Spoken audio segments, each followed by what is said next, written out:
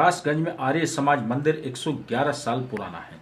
इस मंदिर की स्थापना महर्षि दयानंद सरस्वती की प्रेरणा से की गई थी। मंदिर समिति ने सीपीएन को बताया, इस मंदिर का गौरवशाली इतिहास है। यहाँ स्वयं महर्षि दयानंद सरस्वती ने संस्कृत पाठशाला की स्थापना की थी। इस स्थान को संस्कृत का गढ़ माना जाता था।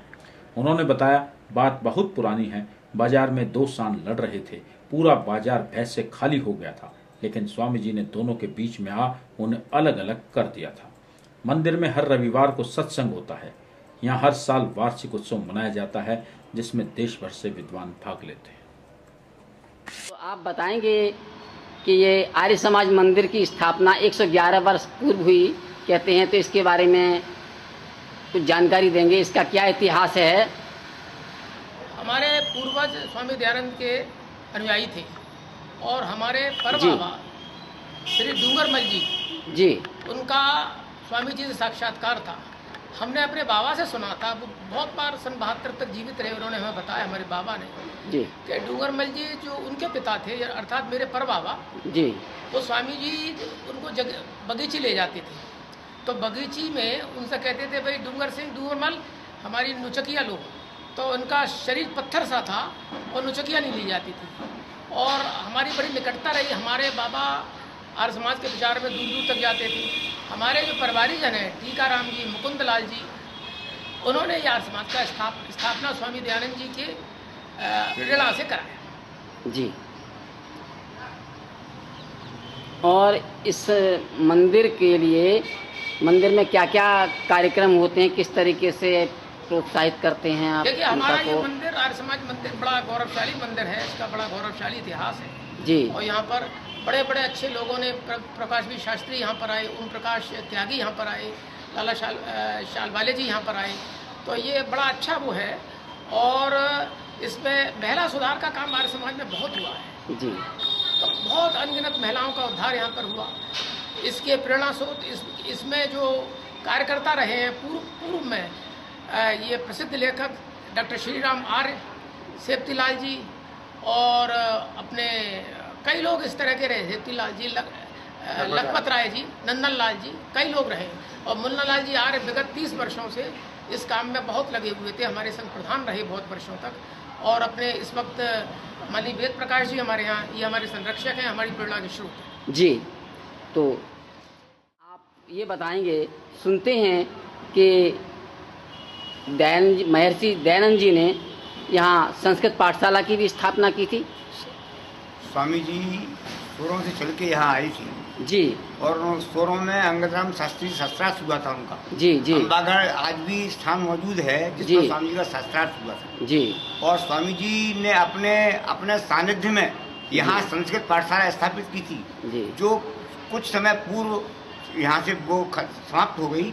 अब नहीं है उसका वो, परंतु उनके समय में बहुत अच्छी संस्कृत पाठशाला यहाँ चली थी और संस्कृत का ये गढ़ माना जाता था। जब वो उसके स्थान कुछ हैं वहाँ का, उसका पत्थर वगैरह कुछ है अभी पाठशाला का? या पाठशाला का भवन तो अब नहीं है जी। अब नहीं है, भवन तो ध्वस्त हो गया जी। अब उनका केवल ये यहाँ ये इस समय जो आर्य समाज है जी, इसके पास में जोराभरा कुआ के ये निकट है। जोराभरा कुआ में ही है ये जगह जी जी। तो ये स्वामी जी यहाँ बाजार में खड़े हुए थे और 2 बाजारों में टक्कर हुई। 2 बाजार आपस में लड़ रहे थे जी। तो स्वामी जी ने उन दोनों बाजारों को पकड़ के हाथ से हटा दिया था। बाजार उस समय बंद हो गया था जी। आदमी बाजारों के भय से दुकानें छोड़ के हट गए थे। तो स्वामी जब बाजारों को इधर उधर कर दिया, एक उधर कर दिया, एक उधर कर दिया, तब वो बलवा शांत हुआ स्वामी जी के सामने। स्वामी जी के हाथों से वो चित्र आज भी यहाँ के आर्य समाज में लगा हुआ है जी। एक बार यहाँ पर स्वामी श्रद्धानंद जी जो आए थे, श्रद्धानंद जी भी आए हुए? हाँ जी, हाँ जी जी जी। और लाला राम गोपाल चाल वाले भी यहाँ आ चुके हैं जी। और ओम प्रकाश त्यागी भी आए थे जी। और ओम प्रकाश त्यागी ने यहाँ जो संदेश दिया था वो ये दिया था कि कीर्ति से लेकर के मानव तक सबके जीवन का केवल एक ही लक्ष्य है, सुख शांति व आनंद की प्राप्ति करना जी। और इसके लिए हम सभी को प्रयास ये करना चाहिए कि हमें आनंद की प्राप्ति जब भी हो सकती है जब हम ईश्वर वाले मार्ग को अपनाएं जी, सत्य के मार्ग को अपनाएं जी। इसलिए संसार में जितने भी सज्जन लोग हैं सबको एकत्रित हो जाना चाहिए।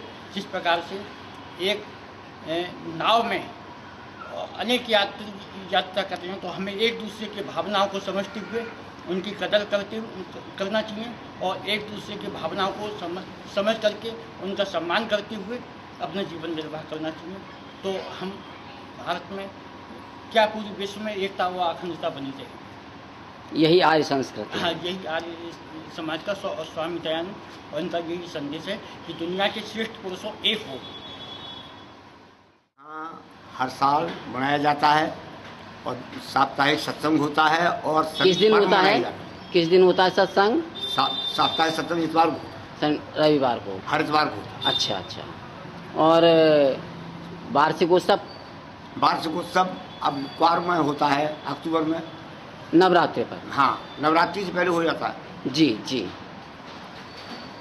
क्रमशः ठीक होता है, व्यवस्था से होता है, अच्छे अच्छे विद्वान बुलाए जाते हैं। इस साल भी आपके दिल्ली से आचार्य छवि कृष्ण जी शास्त्री को बुलाया था और यहाँ दिनेश दत्त जी भजनोपदेशक आए थे। ये क्षेत्र स्वामी जी की प्रेरणा से स्वामी जी के जो गुरुजी थे, गुरु बिरजानंद जी, उनको भी क्षेत्र बड़ा प्रिय था। सोरों उनका निवास स्थान रहा और सोरों में बहुत चिरकाल तक यहाँ उन्होंने निवास किया और यहाँ से उनको राजा विनय सिंह, अलवर नरेश राजा विनय सिंह ले गए।